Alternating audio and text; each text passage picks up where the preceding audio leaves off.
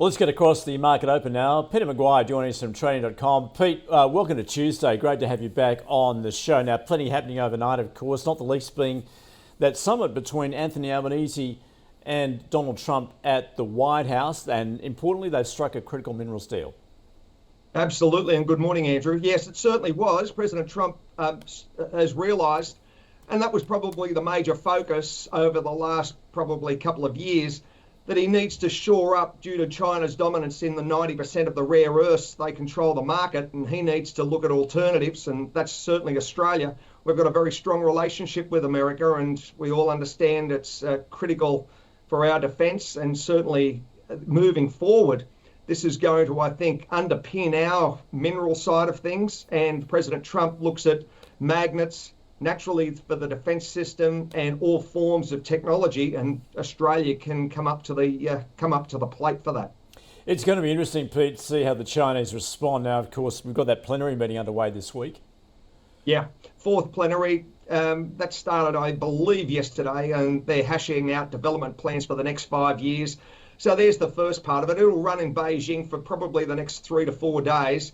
And it's high stakes for China. You know, you've got to look at where they were. Q3, the numbers dropped yesterday for GDP at 4.8. They didn't shine, Andrew. That was what expectation was. So they haven't hit the ball out of the park. They're realising that they need to really look very closely at their internal model. And then they've got the next part of the journey, which is, and this is game on, this is US Treasury Secretary Scott Bessent. He's meeting with Vice Premier He, and that's I believe that'll be today or tomorrow, regarding the trade talks. So it's very, very focused. President Trump hasn't taken his knee off the throat. I think he's probably applying even more pressure. So this is going to be very dynamic how this plays out over the next couple of days. So, yeah, obviously that is at issue here, the risk of that trade war developing between the US and China. Pete, that's a good reason why gold has rallied, of course, more recently. Now, we did see it pull back on Friday. Well, it's just wiped out those losses, hasn't it? It's back higher again today. Yeah, just dramatic, you know, Andrew. That just gave up hot steam. I think that's a real lesson for traders. Markets get ahead of themselves sometimes, and there's just that inflection point that looks at, we need to take a little bit of hot steam off the hot plate. And that was really very evident on Friday, and it had a big rally down. I mean, it was a very great market to short. And then overnight, you've seen that US, as far as the situation in the US, rolling across to gold, and it was up over 4% this morning. It's given up a little bit of steam and maybe 0.5%, but it's still up, you know, the best part of 130, 140 bucks. And that's just, game on again, and gold charges higher. So can you see anything holding it back at this point, Pete? No, I think the overall appetite, Andrew, from retail sector to, you know, lining up in Martin Place, buying at, you know, bullion companies. I think from a retail, you're looking at the paper market. I'm conscious as far as central banks and the aggressive stance that investors are having to add it to portfolios. You've got the big hedge fund kings even saying that should be in a portfolio now. So it's a little bit of a wake-up call. I think Main Street's very much ahead of Wall Street.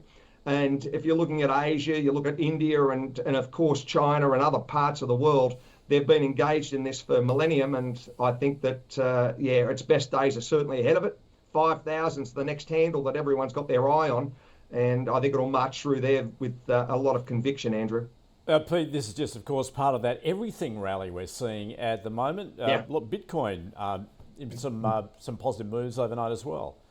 Yeah, exactly right. I mean, that had a nice move. So, the crypto space, it was punched down, and it's like anything, you know, it's not too far from its all-time highs. So the overall appetite, I think, is just gaining momentum. And as you just, you know, that the way you summarize that, the everything rally or the everything strength, US stock market, US dollar, what's happening as far as, you know, global growth and the appetite, I think you're going to see, again, further upticks for the crypto space. And, watch out. That's coming through.